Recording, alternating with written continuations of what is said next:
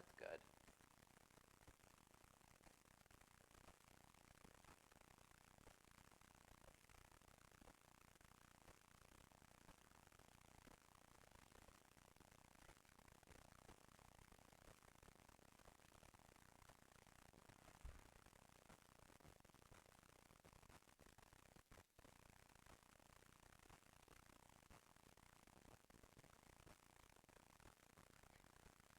I think so. They're in charge mode. We're going to give it a few more minutes. I think there was another program that was probably ending around this time frame, so we're going to wait maybe until 11:05, and then we'll kind of get moving. Do you have anything specific, like from a question standpoint?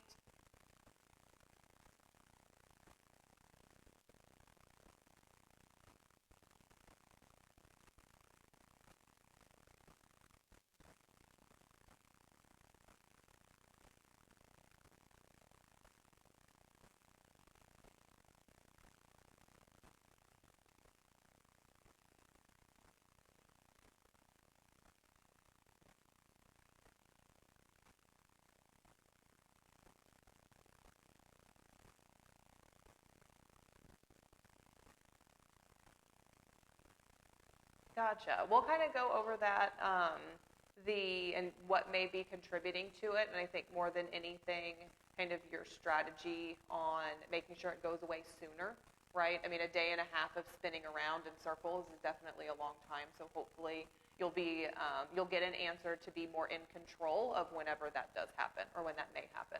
So, yeah. Good. We're going to give it just about a minute. I know that there was another program finishing up, so I want to make sure that we give people time to kind of jump in. So just a few minutes, and hopefully we'll get everybody's questions answered. We will finish up with kind of a Q&A if anybody has any questions at the end, but don't hesitate to kind of pipe in whenever if you do have something that you want me to expand on, or if you have any questions about anything as we're going, okay?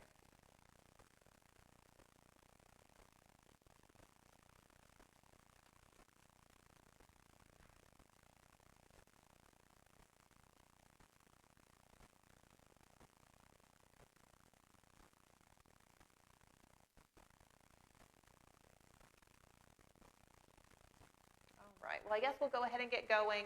I'm Dr. Zoe Crawford. I am a physical therapist, and I have a certification in neurologic physical therapy. So the brain, the vestibular system, kind of working with patients in that domain is my specialty. Today we're going to be talking about vertigo and then also dizziness.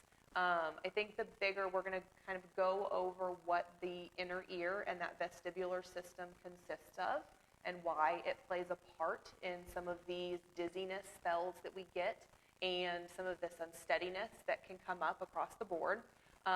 We're going to go over some of the different types of dizziness, okay? So dizziness in general, it's kind of this big term, right? We have different variations of what dizziness can feel like based on different type of conditions. So vertigo usually has a very specific kind of feeling that comes along with it, and then some of the other inner ear issues have different types of sensations or dizziness that can come up, and we're going to kind of go through and define that by kind of what patients have stated. We're going to finish up. We're going to go over the kind of how medicines can play a role in some of this, when we should maybe be a little bit concerned about our dizziness or some of our unsteadiness sensations. And then we will finish up with what you should do, okay? I think that's the bigger thing, what can you do about this, what should you do about it, and different resources and kind of ways that we can figure out what to do about our dizziness or unsteadiness. And then, like I said, we'll finish up with question and answers, okay? In general, our vestibular system consists of three. It's this tiny little thing within our inner ear, okay? So you go through your ear, you go through your eardrum, You go through your middle ear, which is where our hearing occurs, and then we end up in our inner ear. The inner ear is the size of our pinky nail for the most part, okay? So it's this tiny, tiny little structure in there, but it gives us a world of information. We have 3 different semicircle canals, so within that little pinky-sized something, we have 3 different canals that go to the posterior. We have one that goes horizontal, and then we have one that goes forward called the anterior canal, okay? All of that is set in another area that's called our saccule and our utricle. All of these structures, so 5 different things. We have those 3 canals, and then we have our utricle and our saccule. They give our body and our brain information about how we're moving, which direction we're moving, and how fast we're doing that, okay? So those semicircular canals typically give us information about, turning our head side to side, rolling over. If we're tipping our head backwards, so we kind of think of that as angular motion, right? So something that's kind of working in that angular direction. Our utricle and our saccule give us information about going up and down and then side to side, okay? So a lot of different information that we have to get from this pinky, so this pinky nail-sized organ, essentially, that's in our inner ear. Within those semicircular canals, there's layers. So we have little crystals that are called otoconia. So there are these tiny little pieces that tell us, as this fluid that's in that inner ear system, as that fluid goes over those cells, it gives us information about how we're moving and how fast we're moving, okay? Each one of those little otoconias are held together by calcium linkages. We were talking earlier, those little calcium linkages are why, as we get older, typically we have an increased prevalence of vertigo and some of these inner ear issues, because as we get older, calcium levels decrease.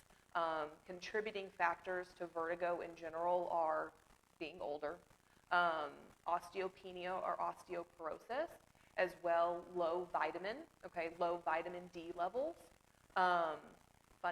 Interestingly, if you have a family history of vertigo, you have a higher chance of getting vertigo yourself. So if you have a family member, mother, father, or even sister, brother that has vertigo, we call this a vertiginous inner ear. So it means you have a higher prevalence of getting it if somebody in your family has it, okay? In general, each one of those little otoconia that are in each one of those semicircular canals, that's what we talk about when the crystals are out of place, okay?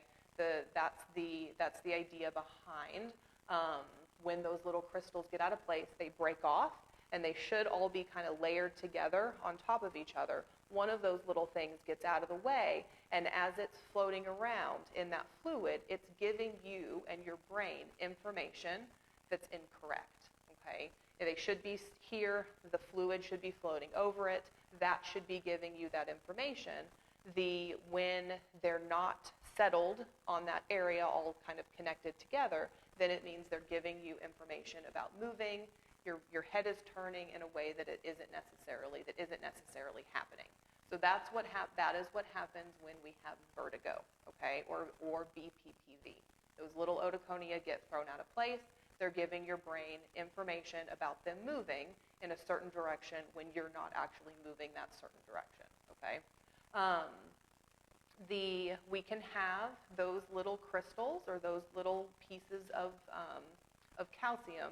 They can end up in other areas, which definitely means that they're giving our brain information of us moving in a direction that we're not. And they can also get stuck in a different area, okay?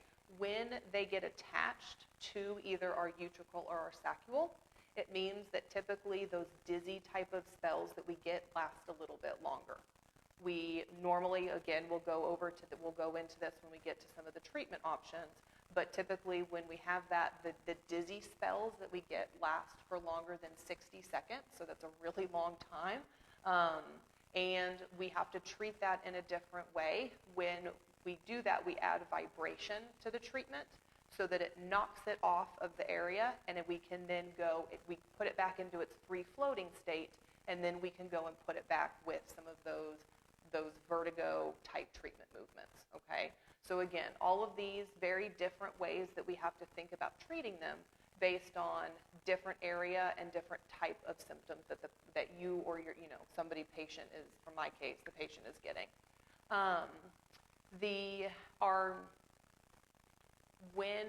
So different versions on how we have to treat this. The other thing is Bppv, right? So we have vertigo, and now we have kind of this other classification of dizziness, okay? Our inner ear is it's very tiny.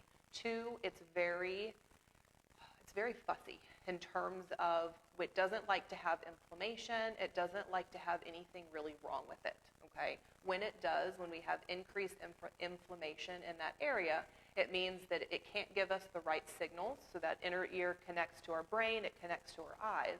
That whole system has to be playing very well together.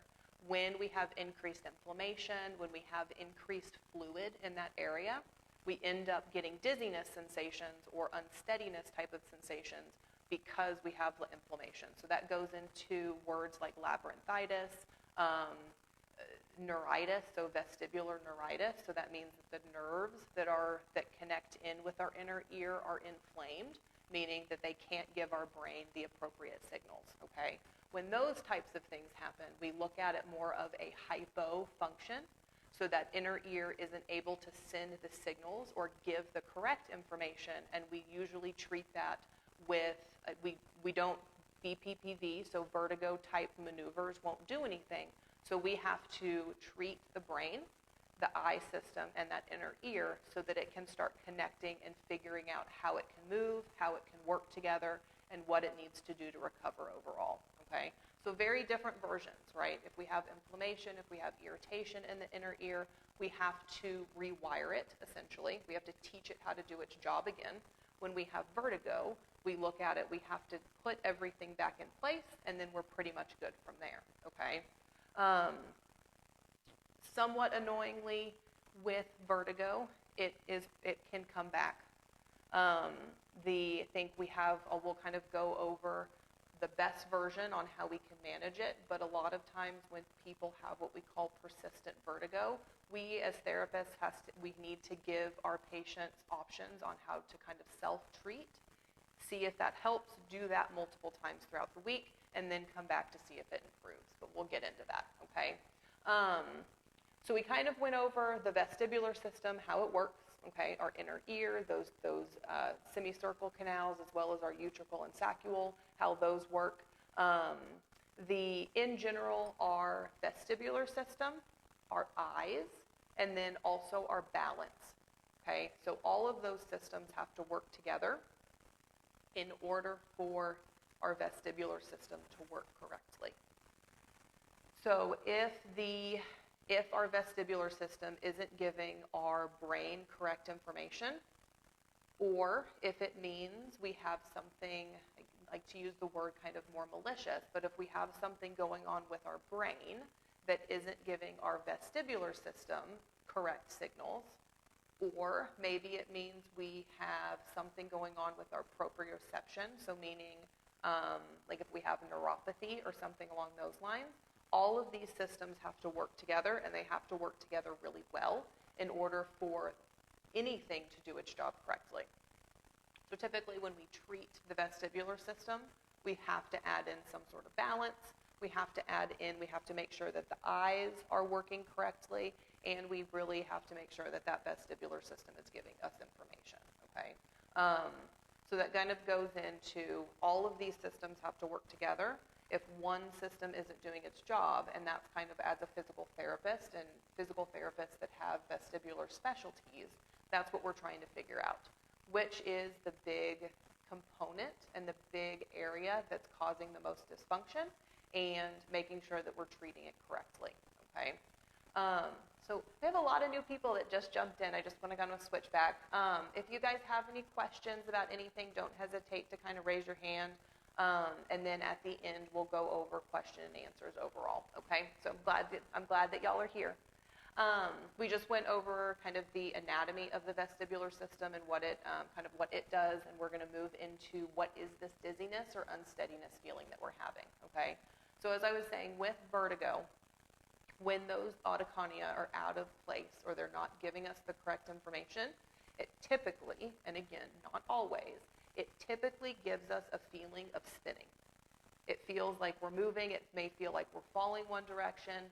Within that semicircular canal, those little crystals have to pick up speed in order to create a symptom. So it may mean you get out of bed, you feel fine. The next time you get out of bed or the next time you reach down to pick something up off of the floor, you end up getting spinny. It means the next time you get up, you look up to get something out of a cabinet, you get spinny. But then the next time you get something out of a cabinet, you don't feel anything at all, okay? The reason for that kind of inconsistent pattern is those little crystals have to pick up enough speed in order to cause symptoms. If they don't pick up enough speed, if they hit the wall of that inner ear, or maybe they hit another one of those crystals at the same time, it doesn't pick up enough speed, it's not going to cause symptoms, okay? So if you end up getting treatment, right, from a physical therapist, if they don't attempt to do that vertigo assessment multiple times, it may mean that you still have vertigo. The crystals just haven't picked up enough speed in order to cause your symptoms. So doing that procedure multiple times is usually, right, evidence supports doing it up to 8 times in a row. Never been able to have patients be convinced of doing it that many times because it's not the best version of stuff. But food for thought and information in terms of why is it somewhat intermittent? Why do I not get this every single time? It's normally because they don't pick up enough speed in order to cause symptoms, okay? So hopefully food for thought in terms of some of that inconsistency. So that normally with vertigo, it causes a spinning type sensation when we have a very acute or kind of that immediate onset of symptoms.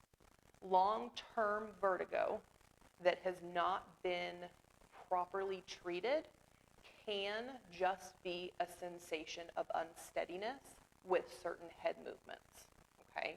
Normally, vertigo will be head movement provoked. That's the big indicator, meaning I turn my head this way, I look up, I look down, I roll over in bed, and that's when I get that change of sensation.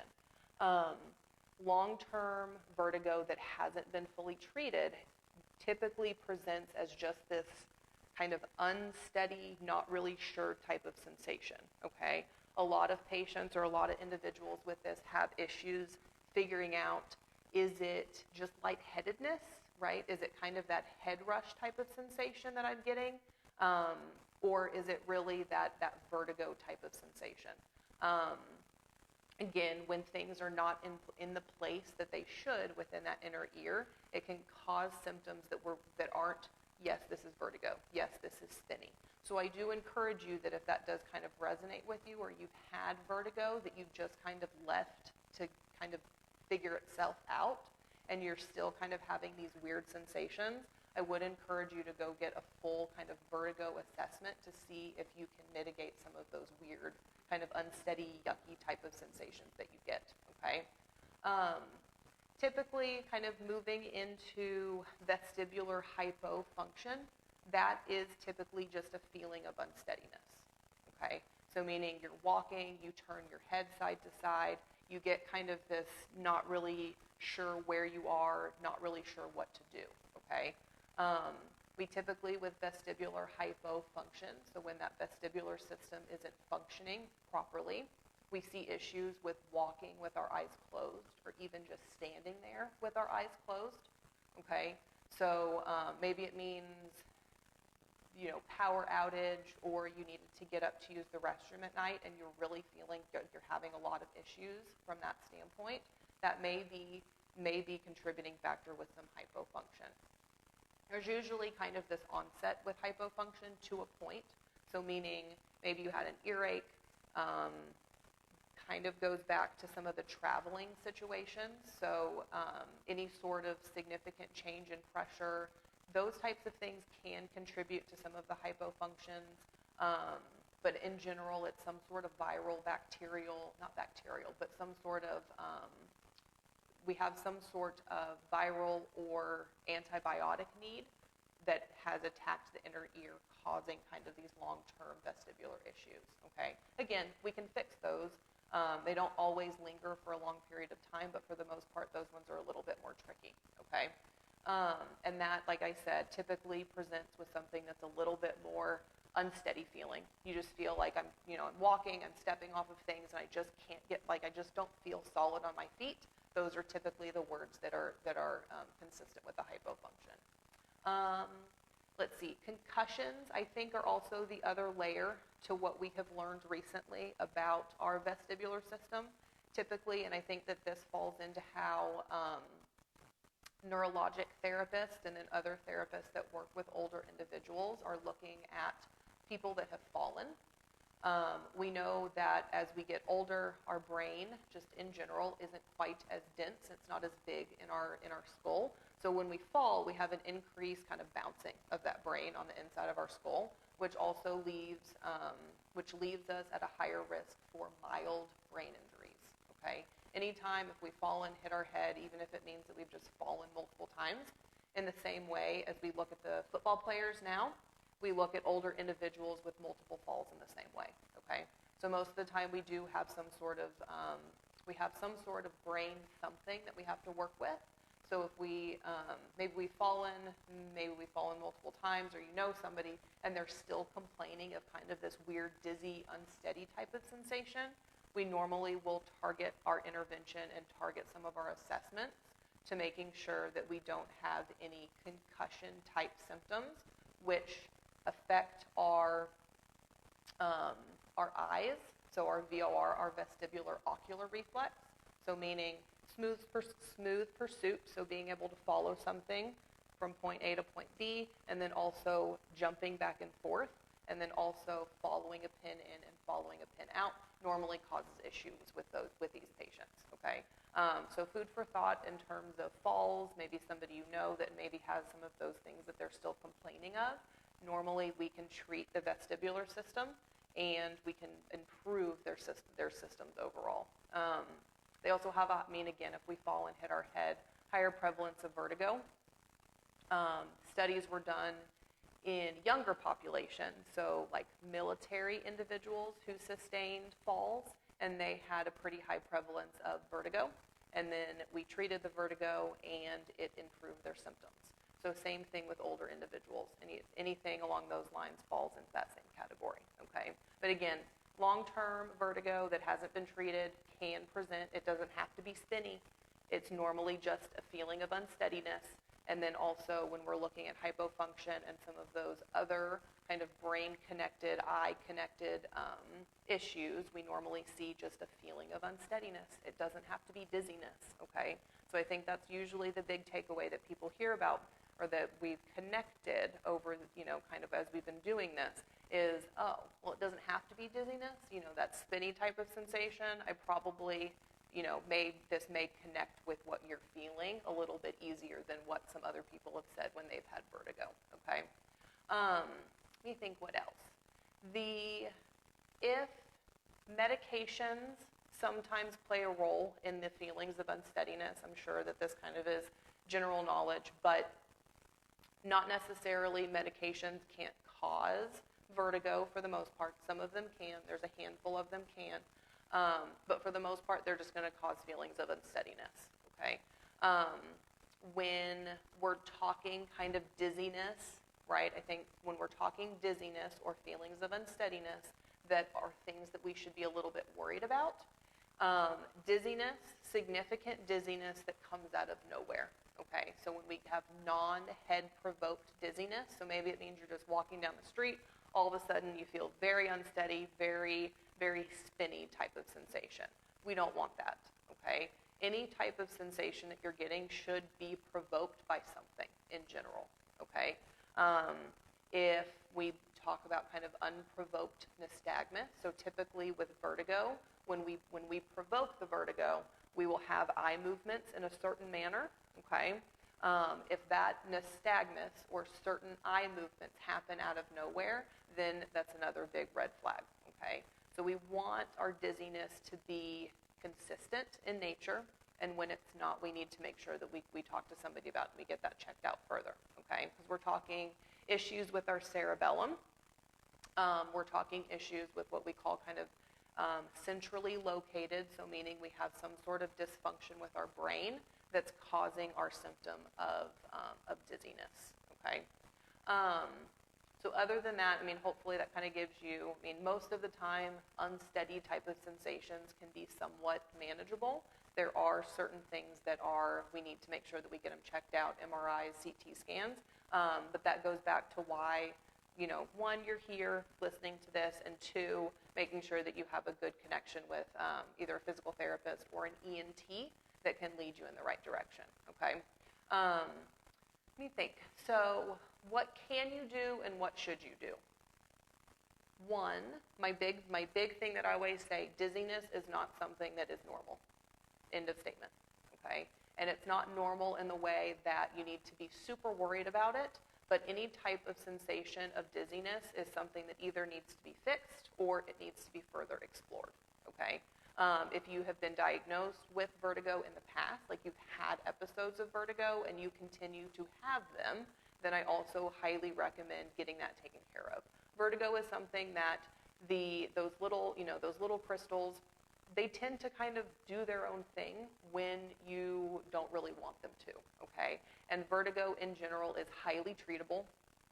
We do have some fussy kind of persistent cases of it here and there, but for the most part, we put we can figure out what canal it's in, we can do the treatment, and you feel better, and it lasts for a good minute. If we have it consistently persistent, then there are treatment options for it. I'm going to put that in quotes. They're not great, but we can do something about it, okay? But in general, dizziness is not something that you should feel. End of statement. The physical therapists are typically, I wouldn't necessarily say your first line in Texas, otherwise because of direct access and insurance laws. Your first line is either your primary care, who will get you to a physical therapist who specializes in vestibular rehab, or an ENT. There's ENTs, so ear, nose, and throat physicians that are specialists. They're called otolaryngologists. So they have a specialty, they have their ENT, and then they got real nerdy and got more into the inner ear.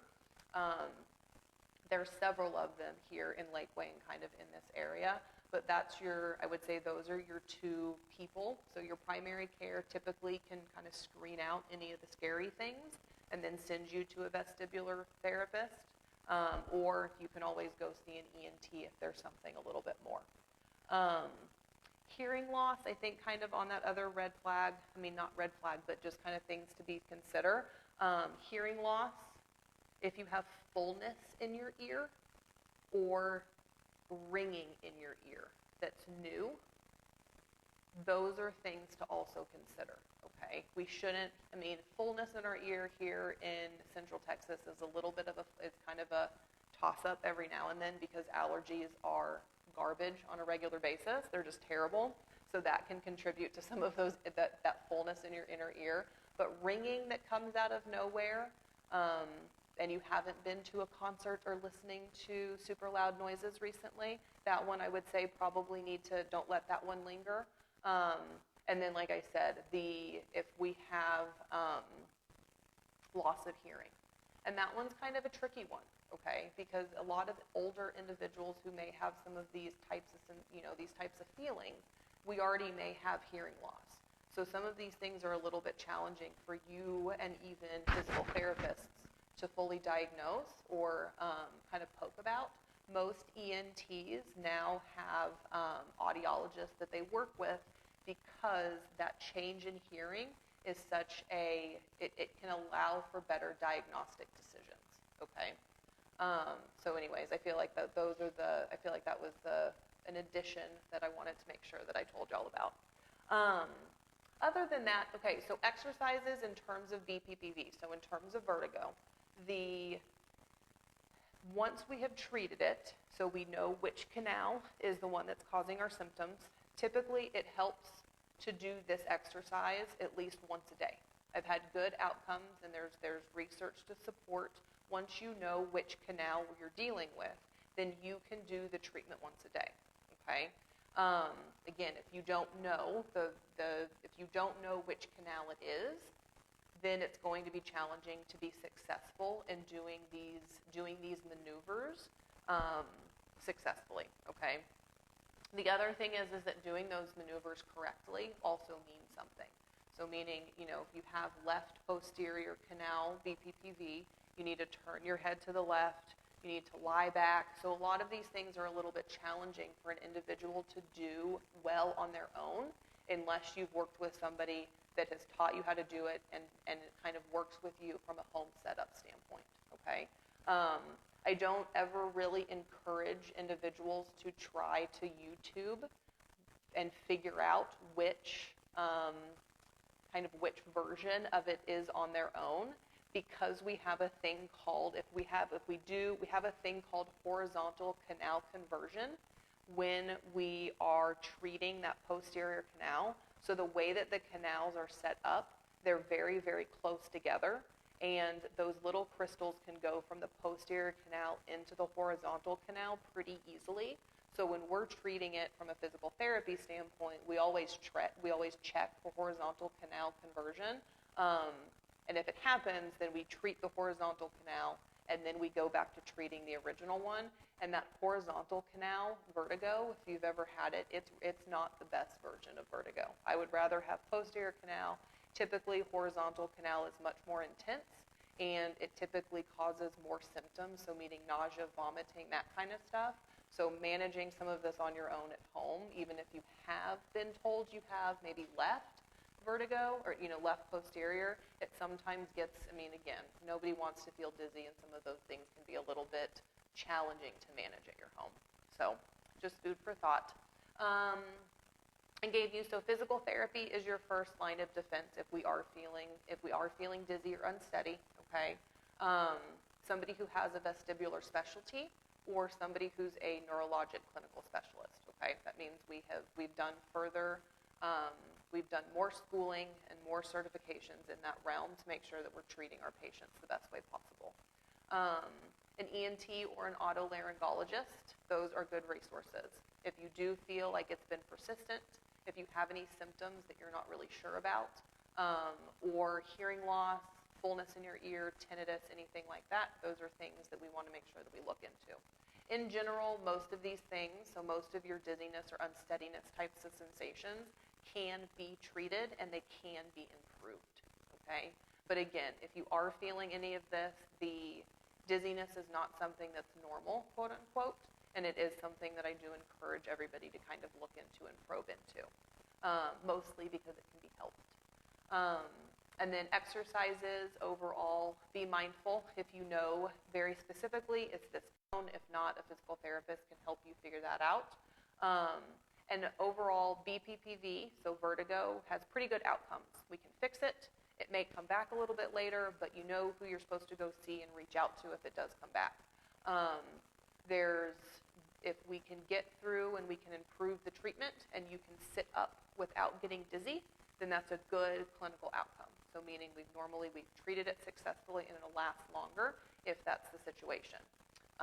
All of the other exercises are based specifically on your type of vestibular dysfunction, and not just because you have one type. There's very specific versions on how we treat hypofunction and some of those other types of vestibular issues that don't translate well across the board. So meaning it just has to be very specific. You have this type of issue with your inner ear, this is the exercise you need to do for it.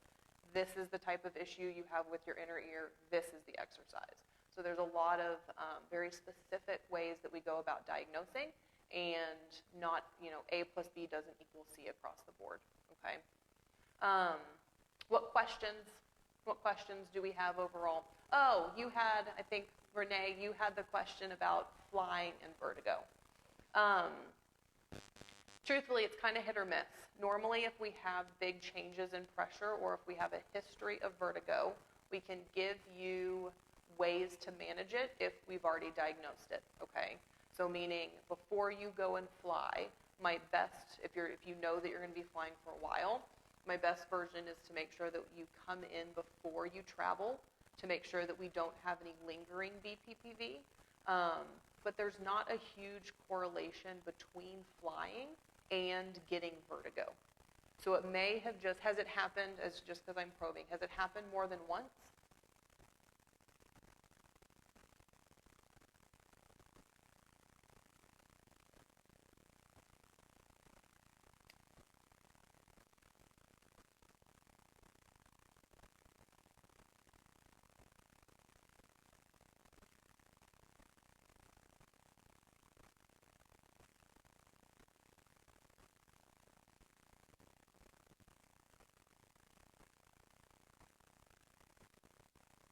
Mm-hmm.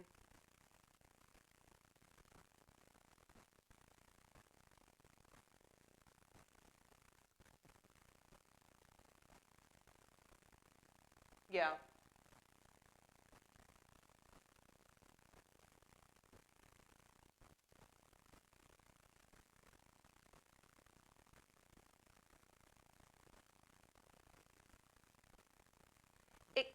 Yeah, no, I mean, it absolutely can. So the question that she asked me earlier was, does flying and some of the, does flying cause or can it provoke Bppv or vertigo? And the answer is, the answer is kind of. It's kind of a 50-50. If you have unmanaged vertigo, and then you add on top of that maybe a history of motion sickness, those two things together aren't necessarily going to be the best combination. Typically, we don't necessarily see that flying very much is going to flare up vertigo or cause it in any manner unless it's lingering or it hasn't been managed properly. So I would say, if we're worried about it, some of those motion sickness things, there's not, other than kind of making sure that your brain figures out what it needs to do when you've been on a plane or when you've been on a boat, those ones are a little bit more challenging to manage, the motion sickness side of stuff. But for the most part, if the vertigo is not managed well before we put ourselves in those situations, then it can exacerbate the symptoms overall. So that would be, yeah.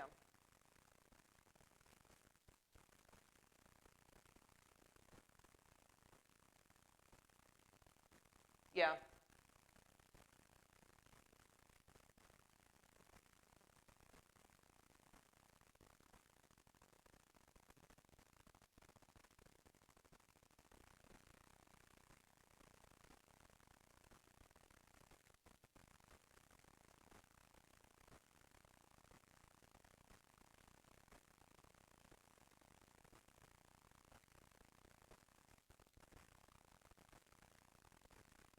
Yeah, so I would say, kind of maybe before we end up going on a trip, seeing and getting treated for it, okay? So seeing if we can provoke any of those vertigo type symptoms. And then from there, I would say even if it means that if you do have that sensation, making sure, figuring out, depending on where you live, but making sure that you have somebody on call that if you do have them, I can't necessarily say at this point in time, but your best, in terms of your best version of tackling that would be make sure that you don't have any lingering vertigo things going on before you travel. And then if there is one specific canal that is showing symptoms, then normally the therapist can show you how to treat it on your own at home if we know which canal it is. And then hopefully that will mitigate some of those symptoms once you return. So that would be, that would be my bigger, just because, it's hard. Pending, there's nothing else that's going on, right? I think that's kind of the bigger thing. When we have dizziness, it's kind of ruling out that it is just that inner ear and it's that vertigo type of sensation. But, motion sickness, there are a couple of exercises here and there, but typically if you've had motion sickness for most of your life, it's kind of just it's just you, for the most part. So, but yeah, for sure. Does anybody else have any other questions? Okay. in general, as you know, kind of as a general recap, I know it's kind of a frustrating version of an answer to say, like, unless you go and see somebody, you don't necessarily have too many options. But I think that the bigger picture with you do have control over vertigo for sure. I think some people they're just like, oh, I have vertigo. Well, no, yes, do you have a history of vertigo? For sure. And maybe once if you have a vertiginous ear, so one that's a little bit more persistent, maybe you'll have it come back. But I think the bigger picture is that if you do have vertigo, it's in your best interest to make sure that you have a clinician, so a therapist, that you are in contact with. I would say most vestibular rehab specialists will have slots on their schedule that are blocked off for people that call and say, I have vertigo, I need to get in today, okay? So just letting it kind of figure itself out, that will not really be a thing, okay? So if that happens, call an ENT, call a vestibular therapist, you can call me, and get it sorted sooner than later, okay? If you have feelings of unsteadiness or dizziness, get it checked out, right? Not something that you want to linger. It can either be solved, most of the time it can be solved, or you can get sent in the right direction to get it figured out, okay? I hope that this gave you some information. Hopefully it will help you guide you in the right direction to figure out kind of what to do and when to do what you need to do. But overall, I appreciate everybody coming here today and listening, and I hope you learned something on being more in control of your dizziness and maybe some feelings of unsteadiness, okay? All right. Yeah, absolutely. Y'all have a good rest of your day.